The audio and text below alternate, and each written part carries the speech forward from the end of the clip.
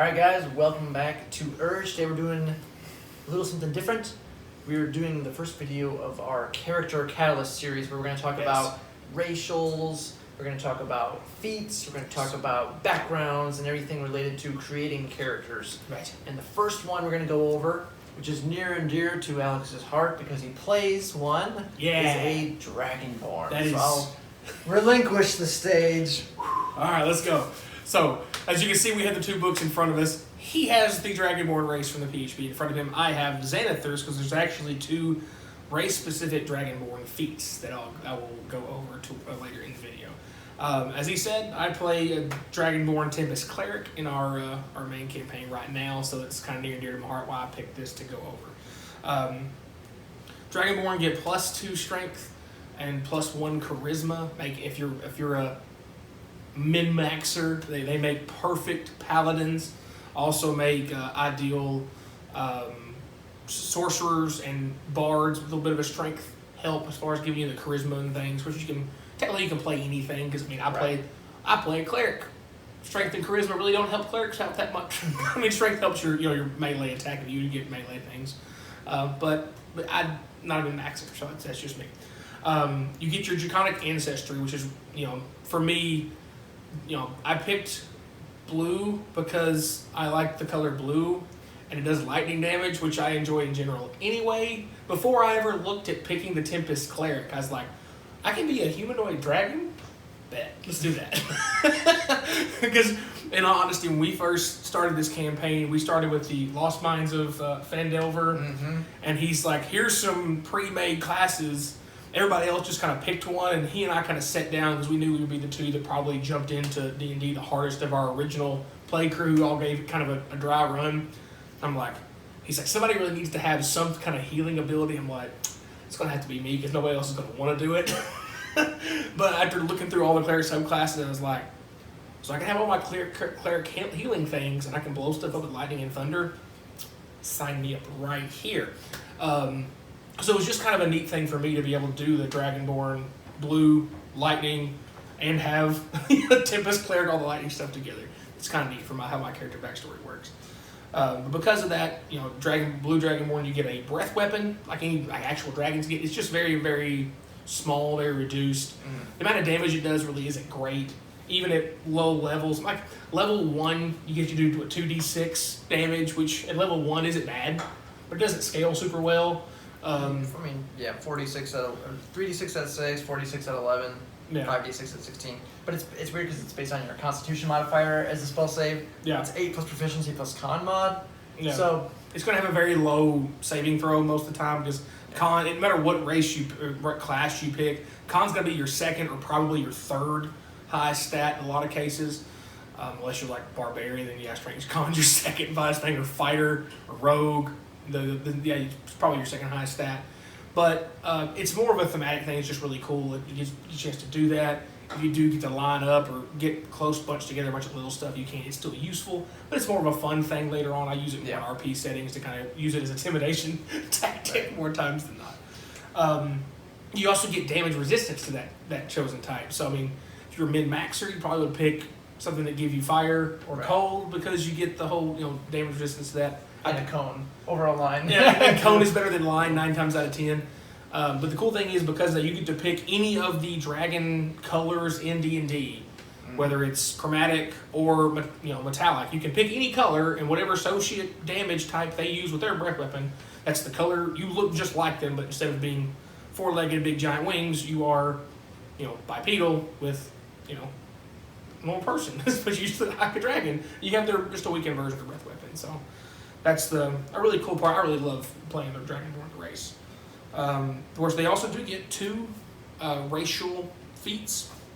One is Dragon Fear. You get to increase your strength, con, or charisma score by 1 to a max of 20.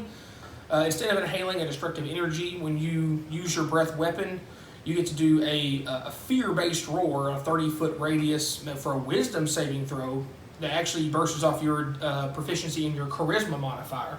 So if you're a Dragonborn sorcerer, warlock, or bard, for example, your charisma is going to be higher, so that actually helps it out pretty cool. You get a target automatic seeds to say if they can't hear or see you. If they'll say they become frightened of you for a minute. So gives you probably more reliable use for your breath weapon, especially in later games, especially in RP settings even, for that kind of thing. And then the other one is Dragon Hides, which once again increase your strength, constitution, or charisma score by 1. If you aren't wearing armor, you get to calculate your armor as AC is 13 plus your dex mod. You can still use a shield. So once again, I look back to sorcerer, warlock, bard. You can only get light armor or no armor between those 3. Mm-hmm. So it definitely could help raise your AC, especially at low levels. Yeah.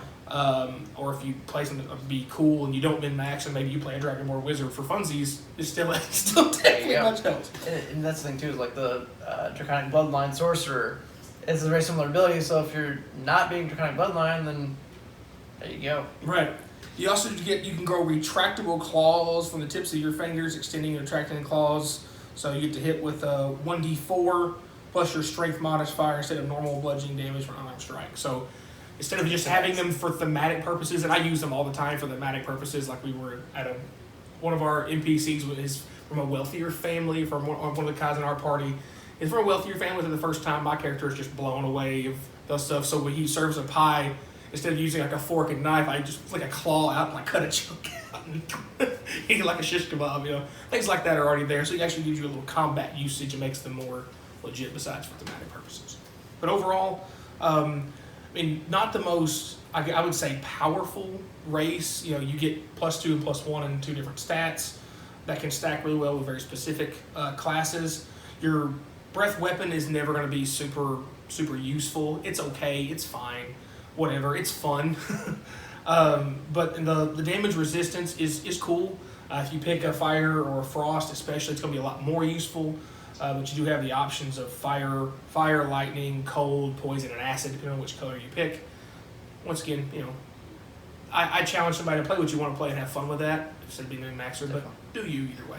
Yeah, it's a really cool subclass. I think it's a little bit more unique, just because it is Dungeons and Dragons. So being a Dragonborn is a really unique thing. There's a lot of, and depending on the setting that you're into, your DM can have a lot of fun little things depending on how they want to base the origin of Dragonborns.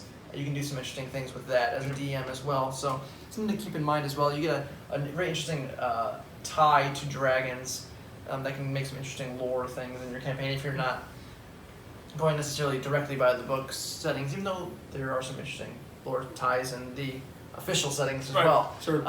That being said, again, breath weapon, it's not amazing, but it is definitely cool. It's super fun. And the damage resistance, nothing to cough at, sneeze at. But it's definitely a really interesting, fun class, I think, and it's Alex has done a really interesting job, especially coming from his character too, is just from an island, so he's like really uncivilized, doesn't really know a whole lot about society, so and just makes for some really interesting, fun, unique circumstances, especially with your RPing of breath weapons and even the racial feats that you can get are actually really good, just because you get an ability score improvement and an ability. Right. I always like those, like resilient and some of these other ones where you get a 1 and an ability. I think it's pretty cool. Yeah, especially if you have an odd number in a stat, you kind of avoid round it up and get an extra bonus. Yeah. But I've always liked, no matter what RPG game I'm playing, is finding unusual races you can't get other games. Right. Why dwarves are cool, they will always be cool. Elves will always be cool, no matter what they're in.